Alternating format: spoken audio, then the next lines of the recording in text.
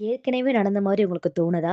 அது பேர் தாங்க தேஜாவு. தேஜாவுன்னு என்ன நெனைக்கிறீங்களா? தேஜாவுன்னா, நம்மளுக்கு ஒரு விஷயத்த நம்ம முன்னாடி நடந்ததாவோ, அத நம்ம பார்த்ததாவோ, ஒரு உணர்வது பேர் தாங்க தேஜாவு. உதாரணமாக, நீங்க ஒரு முறை ஒரு இடத்துக்கு நீங்க போறீங்க.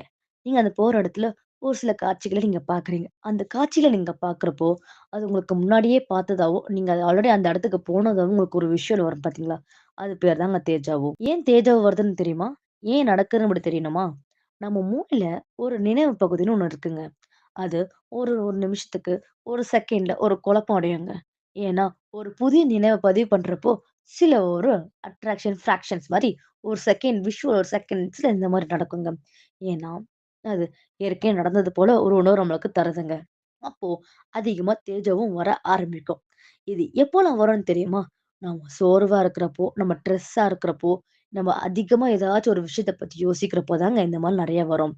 ஸோ, இதனால இது ரொம்ப நம்மளுக்கு ஆபத்தான நோயான்னு சொல்லி நினைக்காதீங்க. சரிங்களா? இது ஒரு சாதாரணமான ஒரு மூளையோட செயல்பாடு தான். எப்போதும் நடக்கிற ஒரு மூளையோட வேலையே ஒரு நிமிஷம் கொஞ்சம் ஸ்பீடா ஒரு ஃபிராக்ஷன் ஆஃப் செகண்ட்ஸ் தாங்க ஸ்பீடா நடக்குது. அதனால தான் ஒரு விஷயத்த நம்ம பார்க்குறப்போ, அடுத்த செகண்டே நம்மளுக்கு ஏதோ ஒண்ணு நடந்தது போல தாங்க இந்த மாரி தோணுது.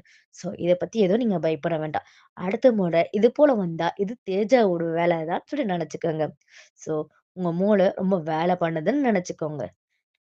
Thank you friends.